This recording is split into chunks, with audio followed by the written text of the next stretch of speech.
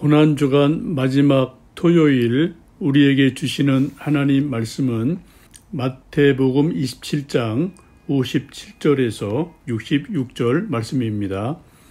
저물었을 때 아리마대 부자 요셉이라 하는 사람이 왔으니 그도 예수의 제자라. 빌라도에게 가서 예수의 시체를 달라 하니 이에 빌라도가 내주라 명령하거늘 요셉이 시체를 가져다가 깨끗한 세마포로 싸서 바위 속에 판 자기 새 무덤에 넣어두고 큰 돌을 굴려 무덤 문에 놓고 가니 거기 막달라 마리아와 다른 마리아가 무덤을 향하여 앉았더라. 그 이튿날은 준비일 다음 날이라. 대제사장들과 바리새인들이 함께 빌라도에게 모여 이르되 주여 저 속이던 자가 살아있을 때에 말하되 내가 사흘 후에 다시 살아나리라 한 것을 우리가 기억하노니 그러므로 명령하여 그 무덤을 사흘까지 굳게 지키게 하소서. 그의 제자들이 와서 시체를 도둑질하여 가고 백성에게 말하되 그가 죽은 자 가운데서 살아났다 하면 후에 속임이 전보다 더 클까 하나이다 하니 빌라도가 이르되 너희에게 경비병이 있으니 가서 힘대로 굳게 지키라 하거늘 그들이 경비병과 함께 가서 돌을 인봉하고 무덤을 굳게 지키니라. 아멘. 오늘은 고난주간 마지막 날 토요일입니다. 예수님께서 무덤에 묻혀 계시던 날입니다. 예수님 금요일 날 십자가에 달려 돌아가시자 문제가 생겼습니다. 유대인들은 안식일이 금요일 밤부터 토요일 밤까지인데 안식일에는 아무런 일도 할 수가 없습니다. 예수님이 십자가에 달려 돌아가신 후에 안식일이 시작되기 전에 예수님 시신을 어떻게 해야 되나라는 문제가 생긴 것입니다. 바로 이때 아리마대 사람 요셉이 등장을 합니다. 57절 말씀 보시면 저물었을 때에 아리마대 부자 요셉이라 하는 사람이 왔으니 그도 예수의 제자라고 말씀을 하고 있습니다. 아리마대 사람 요셉은 부자입니다. 또 70인 공의회 회원입니다. 예수님의 제자라고 말씀을 하죠. 12제자는 아니지만 예수님의 숨은 제자다라고 성경은 말씀을 합니다. 예수님 십자가에 달려 돌아가시자 12제자는 다 도망을 갔습니다. 그런데 숨은 제자인 아리마대 요셉이 나타나서 예수님의 시신을 장사 지내 드리는 일이 있습니다. 참 의미 있는 말씀이죠. 믿음이 좋다, 열심히 있다, 이런 것들 우리가 어떻게 증명할 수 있을까? 12제자보다 믿음이 없어 보이던 숨은 제자인 아리마대 요셉이 예수님이 결정적일 때 나타나서 수고했다. 이 믿음의 참 의미를 다시 생각해 보게 됩니다. 아리마대 요셉은 공의회 회원, 요즘 말로 국회의원 정도 되는 사람이니까 빌라도 총독에게 가서 예수님의 시신을 주시오라고 당당하게 요청을 합니다.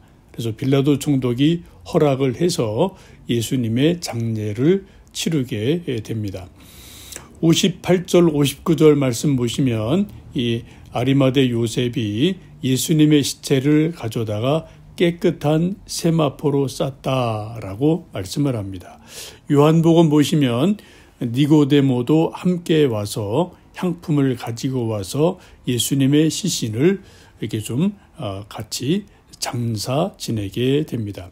니고데모는 요한복음 3장에 나오는 어떻게 하여야 거듭날 수 있습니까? 라는 질문을 했던 사람이죠.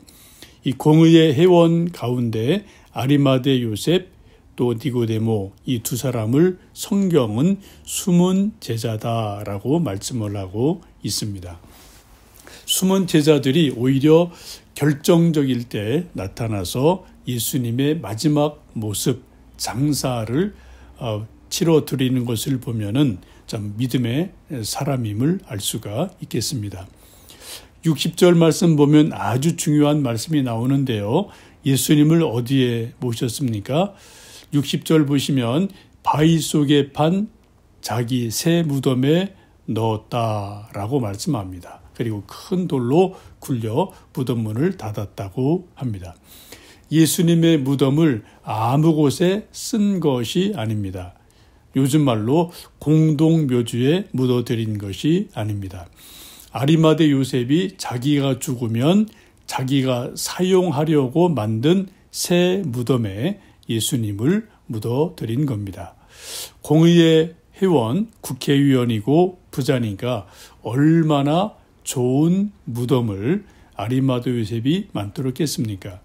우리식으로 말한다면은 정말 명당 중에 명당 자리에 아리마대 요셉이 자기 무덤을 미리 만들어 놓은 것입니다. 그런데 바로 그 자기의 새 무덤에 예수님을 묻어 드렸다라고 오늘 성경은 말씀을 합니다. 이 아리마대 요셉이 마지막으로 예수님께 드린 것은 자기가 죽으면 묻힐 새 무덤을 드렸습니다. 달리 말씀드리면 자기의 가장 좋은 것을 예수님께 드렸다는 것입니다. 예수님께 자기 사랑을 드렸다는 것입니다. 이게 진짜 믿음의 표현이지요. 예수님 부활하시고 그 무덤은 빈 무덤이 되었습니다. 지금은 그곳에 교회가 세워지고 많은 순례자들이 방문하는 명소가 되어 있지요. 예수님 장례가 끝나갈 때 대제사장들과 바리새인들이 걱정이 생기기 시작했습니다. 예수님께서 부활하신다고 말씀하셨는데 정말로 예수님이 부활하면 큰 문제가 생기게 됩니다.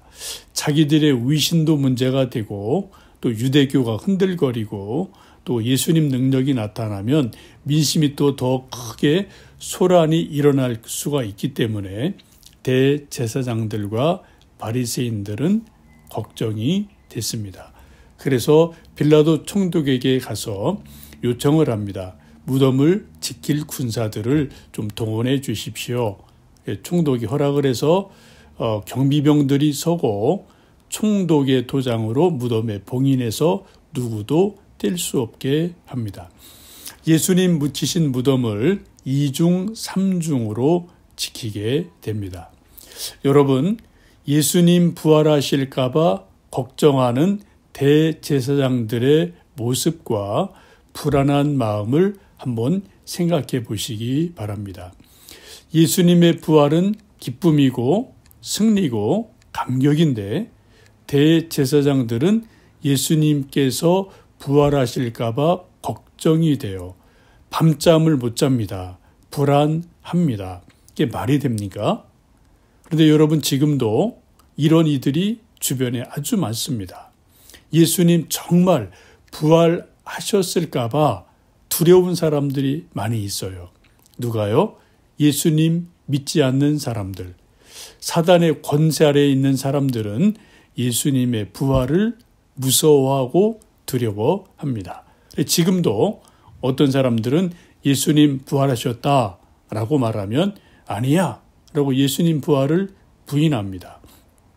과학적으로, 논리적으로, 의학적으로 이러저러해서 사람이 한번 죽으면 끝이지 어떻게 부활하느냐라고 예수님의 부활을 나름대로 부인하는 사람들이 지금도 아주 많습니다. 정말 우리가 진심으로 부활의 복음을 전하면 화를 내고 대드는 사람도 종종 만나볼 수가 있습니다. 왜 그럴까요? 그들 속에 하나님의 생명이 없기 때문에 그렇습니다. 부활이 그들은 두려운 겁니다. 부활이 있으면 자기들은 부활 생명이 없기 때문에 영생에 들어갈 수가 없거든요. 예수님 재림하실 때 마지막 최후의 심판받을 때 자기들은 생명이 없기 때문에 그게 두려운 것이거든요. 그게 그들의 깊은 양심 속에 영혼 속에 새겨져 있어서 본능적으로 예수님의 부활을 부인하고 거부하는 사람이 지금도 많이 있습니다. 여러분 정말 예수님의 부활 믿습니까? 예수님의 부활하심이 기대가 됩니까? 또 그리고 예수님의 부활을 믿는 우리가 그 부활 생명이 우리 안에 있어서 나도 언젠가 죽지만 정말 부활할 것을 믿고 기대가 되십니까? 여러분, 우리는 예수님의 부활을 분명히 믿습니다. 또 예수님의 부활 생명이 내 안에 있기 때문에 나도 언젠가 분명히 부활할 것이다. 내 몸과 영혼이 신령한 몸으로 부활한다.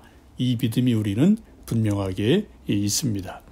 오늘 예수님의 무덤을 묵상하시며 경건하게 하루를 지내시고 내일 부활주일입니다. 우리 모두 함께 오셔서 교회에 오셔서 부활의 기쁨을 함께 찬양하고 예배드리고 또 부활의 인사를 나누는 복된 부활주일 되시기를 주님의 이름으로 축복합니다. 우리 함께 기도하겠습니다. 살아계신 아버지 하나님, 은혜를 감사합니다.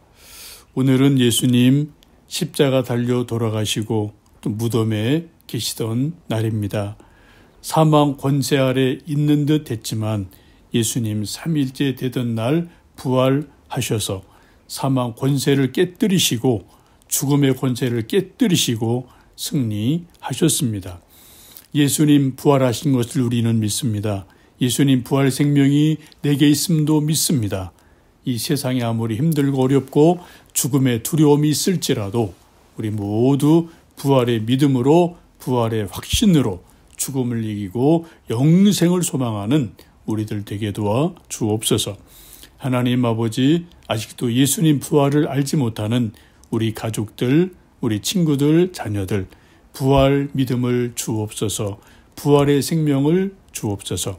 또 내일은 부활주일입니다. 함께 교회에 모여서 예배 드리고 또 가정에서 함께 예배 드리며 부활의 기쁨을 찬양하고 예배 드리는 복된 날 되도록 은혜를 내려 주옵소서. 예수님 이름으로 기도하옵나이다. 아멘.